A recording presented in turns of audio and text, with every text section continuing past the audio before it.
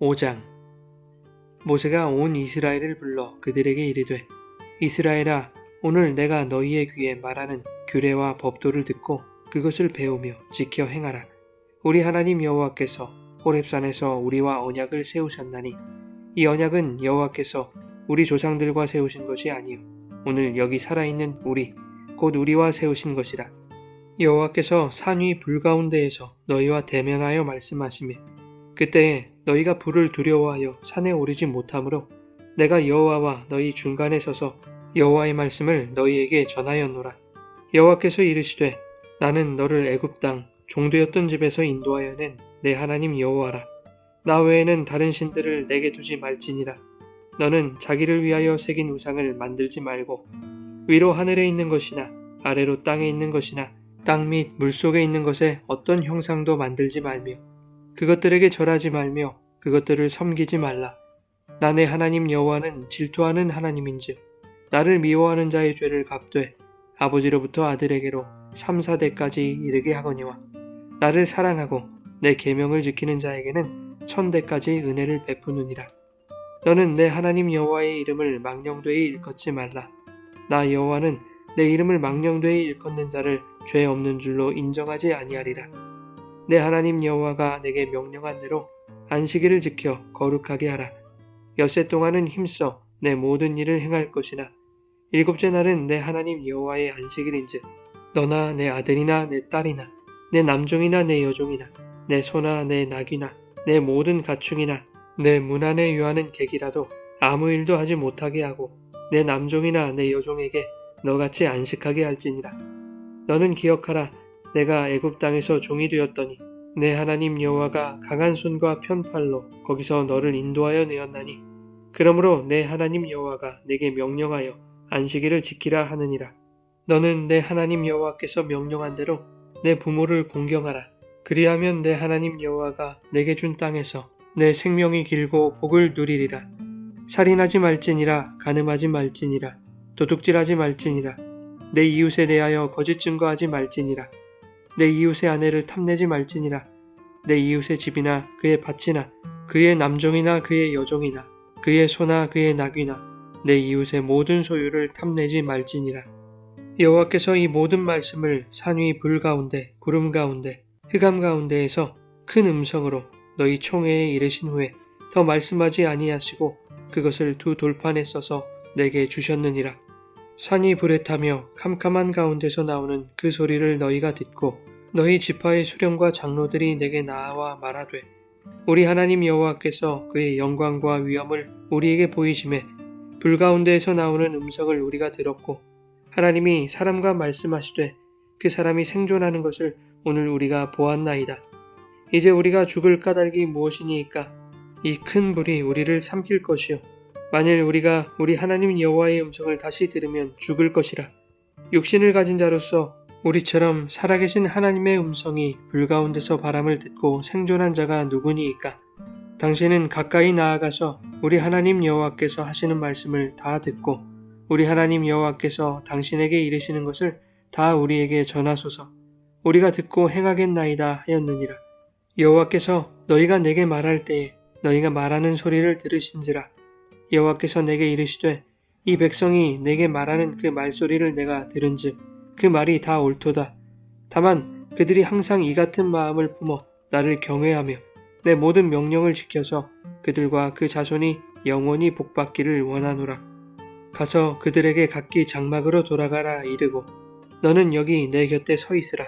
내가 모든 명령과 규례와 법도를 내게 이르리니 너는 그것을 그들에게 가르쳐서 내가 그들에게 기업으로 주는 땅에서 그들에게 이것을 행하게 하라 하셨나니 그런즉 너희 하나님 여호와께서 너희에게 명령하신 대로 너희는 삼가 행하며 좌로나 우로나 치우치지 말고 너희 하나님 여호와께서 너희에게 명령하신 모든 도를 행하라. 그리하면 너희가 살 것이요 복이 너희에게 있을 것이며 너희가 차지한 땅에서 너희의 날이 길리라.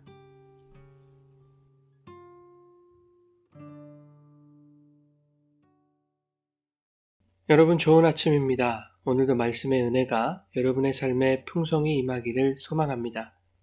4장에서 모세는 하나님이 시내산에 강림하셔서 이스라엘에게 언약, 즉 십계명을 주셨던 사건을 회고합니다. 그러면서 그 계명의 조항이었던 우상을 만들고 하나님 외에 다른 것을 신으로 섬긴다면 너희가 들어갈 가나안 땅에서 속히 망하고 전멸하게 될 것을 강조했습니다.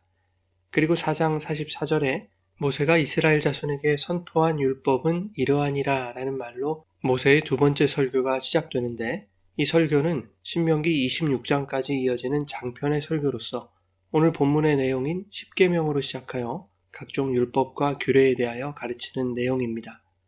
모세는 3장까지 이스라엘이 가나안에 들어감에 있어서 그 땅을 약속하신 하나님에 대한 믿음과 신뢰가 중요함을 강조했습니다. 그리고 4장에서는 그 믿음과 신뢰에 대한 행동을 강조했는데, 그것은 하나님의 규례와 법도, 율법과 계명을 준행하는 것이며 믿음에 근거한 그 행함이 너희를 살게 할 것이다 라고 모세는 4장 1절에서 말했습니다. 그렇다면 광야 2세대가 도대체 무엇을 준행해야 하는가? 그 계명과 율법의 구체적인 내용을 가르치는 것이 오늘 본문의 십계명으로 시작되고 있는 것이죠. 출애굽기 19장에서 하나님은 너희가 내 말을 잘 듣고 내 언약을 지켜야 내 거룩한 백성이라고 하셨지만, 사실 20장 이후에 계명과 율법을 주시기 이전에 하나님은 이스라엘을 이미 당신의 백성으로 선택하셨죠. 그러므로 하나님이 자기 백성 삼아주신 자들에게 율법이 주어진 셈입니다. 이 말은 하나님을 그들의 유일한 신으로 믿는 자들에게 그들이 행할 규례와 법도가 주어졌다는 것이죠. 즉 십계명은 그것을 지켜내야만 내 백성으로 삼아주겠다는 하나님의 협박이 아니라 그것을 준행함으로 보다 풍성한 삶을 살게 하시려는 하나님의 은혜인 것입니다. 하나님의 계명에 순종한다는 것은 그렇게 살아야겠다는 다짐과 결단만으로 가능한 것이 아닙니다. 세상의 가치에 한눈 팔지 않고 오직 하나님의 법대로 살아갈 때 그들의 삶에 복을 주셔서 부족함이 없게 하실 것이라는 그 하나님에 대한 믿음이 있어야만 계명에 순종할 수 있다는 것이죠. 그러니 십계명을 주신 것은 이것을 행하라 라는 명령 이전에 너희는 나를 믿으라 라는 보다 강력한 요청이 뒷받침되고 있는 것입니다. 제1계명에는 나 외에는 다른 신들을 내게 두지 말지니라 라고 말씀하시죠. 2계명에는 우상을 만들지 말고 절하지 말라, 그것을 섬기지 말라고 말씀하십니다.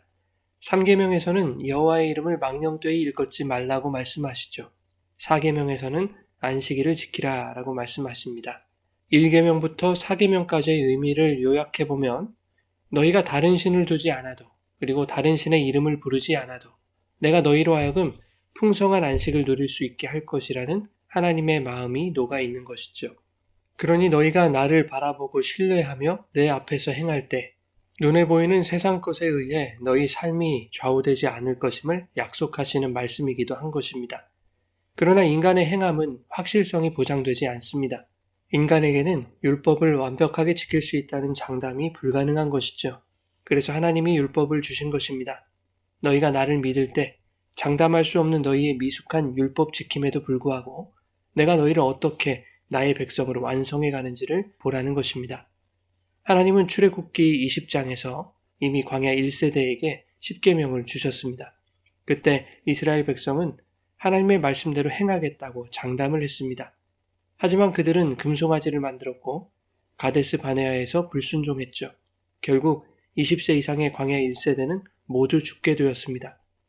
그러나 하나님은 그러한 이스라엘을 진멸하지 않으셨습니다. 광야 1세대가 모두 죽었음에도 불구하고 그들의 자녀들, 즉 광야 2세대의 수가 줄지 않게 하셨죠. 그 새로운 세대가 가나안 땅에 들어가게 하심으로써 하나님은 이스라엘에게 약속하신 자신의 언약을 지켜내시는 것입니다. 모세는 본문에서 광야 2세대에게 이렇게 말합니다. 너희는 내가 말하는 규례와 법도를 듣고 그것을 배우며 지켜 행하라. 이 언약은 우리 조상들과 세운 것이 아니라 오늘 여기 살아있는 우리와 세운 것이다 라고 1절부터 3절까지 말하고 있습니다. 사실 그것은 시내산에서 광야 1세대와 세우신 언약이 맞지만 특정한 시대에 국한된 것이 아니라 모든 시대와 모든 세대에 지금 세우신 하나님의 언약임을 말하고 있는 것이죠. 그러므로 너희는 가나안 땅에 들어가서 지금 너희와 세우신 이 언약에 따라 여호와의 계명과 율법을 준행하며 살아야 한다는 것을 강조하면서 그 내용이 무엇인지를 십계명의 조항들을 통해서 다시 한번 가르치고 있는 것입니다. 모세가 광야 2세대에게 십계명을 교육해야만 했던 이유가 있습니다.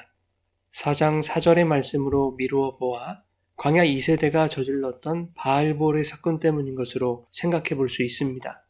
부올에 있는 신전에서 바알에게 제사하고 모압 여인들과 행음한 사건이죠. 모세는 자신이 죽기 전에 1세대와 다름없는 우상숭배의 가능성이 열려있는 2세대에게 하나님이 주신 계명을 지키는 일에 대한 중요성을 강조하는 것이 시급했던 것입니다. 왜냐하면 모세는 이스라엘을 향한 하나님의 마음이 어떠한지를 누구보다 잘 알고 있기 때문입니다. 그것이 27절부터 29절에 나와 있습니다. 하나님은 이스라엘이 당신의 말씀을 듣고 행하겠다고 다짐하는 이 마음을 항상 품어서 하나님을 경외하며 모든 명령을 지킴으로 그들과 그 자손이 영원히 복받기를 원하신다는 것입니다.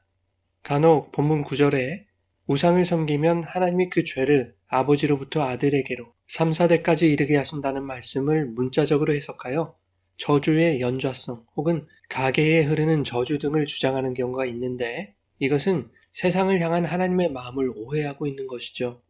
디모데전서 2장 4절에 의하면 하나님은 모든 사람이 구원을 받고 진리를 아는 데에 이르기를 원하시는 분입니다. 하나님이 그 자손까지 벌 주실 것처럼 말씀하시는 것은 우상 숭배가 얼마나 무서운 것인지를 경고하시려는 차원인 것이죠. 만일 죄의 연좌성이 정당화된다면 아담의 4대 손까지는 저주를 받아야 하는 것 아니겠습니까? 그러나 아담의 아들 아벨이 죽고 아벨의 다른 씨로 주셨던 셋을 통해서 하나님은 믿음의 계보를 이어가시죠. 하나님이 마치 죄의 연좌성 혹은 10절에 나와 있는 계명을 지키는 자에게 은혜를 1000대까지 베푸신다는 말씀처럼 은혜의 연좌성을 정당화하신 것 같아 보이지만 사실 그러한 표현을 통해서 하나님의 말씀대로 살지 않는 자들이 당할 죄의 참담한 결과와 계명대로 살아가는 자들에게 주시는 은혜의 복에 대하여 자손들에게 가르치고 교육하는 것이 얼마나 중요한 것인지를 말씀하고 있는 것입니다. 그래서 하나님은 모세를 통해 광야 2세대에게 이 계명과 율법을 교육하도록 하신 것이고 다음에 살펴볼 6장에서는 이제 그 교육의 책무가 모든 이스라엘에게 주어지고 있는 것입니다. 6장 4절부터 9절의 말씀인데 여호와의 이 모든 명령과 계명을 자녀들에게 부지런히 가르치라는 내용이죠. 십계명은 하나님의 성품을 반영한 것입니다. 동시에 하나님이 무엇을 기뻐하시고 무엇을 싫어하시는가를 명백히 밝히시는 것입니다. 하나님의 모든 성품은 사랑으로 대표되고 그분이 기뻐하시는 것은 자신이 거룩하신 것처럼 자기 백성 또한 그분의 거룩을 이루어가는 것이죠. 그러므로 십계명은 이 사랑과 거룩의 관점으로 이해해야 합니다. 보통 십계명이 1계명부터 4계명까지는 인간이 하나님께 대하여 지켜야 할 조항으로 5계명부터 10계명까지는 인간 사이에서 지켜야 할 조항으로 설명되어지고는 합니다. 물론 성경이 지극히 작은 자에게 행한 것이 주님께 행한 것이고 하나님 사랑이 이웃 사랑과 다르지 않음을 말하고 있다는 점에서 십계명이 인간에게 지켜야 할 조항을 포함하고 있다는 것을 부정할 수는 없습니다. 그러나 십계명은 하나님께 대한 신자의 믿음의 반영이라는 것이 전제되어야 하는 것입니다. 이러한 견지에서 제5계명인 부모를 공경하는 것이 영원한 하늘 아버지이신 하나님을 경외하는 것으로부터 시작됨을 깨닫게 되는 것이죠. 제6계명은 살인하지 말라는 말씀입니다. 여기서 살인하다라는 단어는 단순히 인간을 살해한다는 의미가 아닙니다. 가인이 아벨을 죽였던 최초의 살인은 하나님과의 관계에서는 불편한 심기가 살해라는 행위로 드러난 것으로서 그것은 무고한 생명을 죽인 살육이었다는 것에 초점이 있는 것이죠. 죄로 인해 하나님과의 관계가 불편하게 되었을 때 무고한 희생제물이 죽어야 하는 그 살해를 멈추라라는 것이 바로 살인하지 말라는 계명입니다.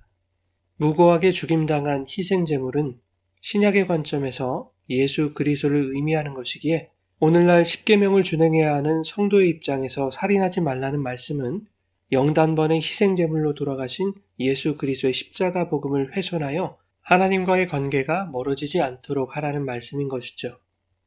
간음과 도둑질도 마찬가지입니다. 이것은 영적 간음과 말라기에서의 말씀처럼 하나님의 것을 도둑질하는 것을 금하신다는 의미가 우선적으로 깔려 있는 것입니다.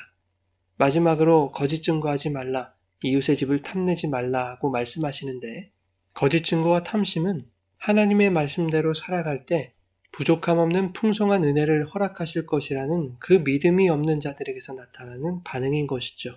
그러므로 십계명을 통해 우리에게 대한 하나님의 사랑이 얼마나 위대하고 놀라운 것인지를 깨닫고 그분을 향한 사랑을 회복할 때 우리의 삶에서 하나님을 닮은 거룩함이 나타나고 그것이 또한 이웃에게도 하나님의 사랑으로 드러나게 되는 것입니다. 한편 본문 22절 이하에는 시내산에 강림하신 하나님의 음성을 두려워하는 백성의 모습이 나타납니다. 고대 이스라엘에서는 사람이 하나님을 보면 죽는다고 여겨졌습니다. 이러한 배경에서 하나님이 불과 구름, 흑암과 음성으로 임하신 그 현상들을 목격한 이스라엘 백성은 자신들이 하나님의 임재에 가까이 있다는 것을 두려워했습니다. 25절에 하나님의 말씀을 다시 듣게 된다면 자신들은 죽게 될 것이라는 두려움이 있었습니다. 그러나 이스라엘에게 생명을 줄 수 있는 것은 바로 그 하나님의 말씀뿐인 것이죠. 그 생명의 말씀을 이스라엘로 하여금 들을 수 있도록 중재한 사람이 바로 모세인 것이죠. 하나님의 말씀은 우리에게 생명을 허락합니다. 그러나 예수님이 빠진 말씀은 인간의 불완전한 행함만을 돋보이게 합니다. 그것을 믿음의 열심으로 여기게 만들죠. 그러나 예수가 빠진 열심은 믿음이 아니라 정욕을 채우기 위한 신념에 불과하고 그 신념을 하나님에 대한 신앙으로 여기는 것이 죄인 것입니다. 그러한 죄의 존재에게 하나님의 말씀은 사망으로 들릴 뿐이죠. 죄의 삭은 사망이다. 그러나 그 사망의 존재였던 자들에게 예수님이 찾아오시면 죄에서 자유를 얻게 되는 것이죠. 죄의 삭은 사망이지만 하나님의 은사는 우리 주 그리스도 예수 안에 있는 영생이니라. 하나님의 말씀은 예수님을 통하여 우리에게 생명을 허락하셨습니다.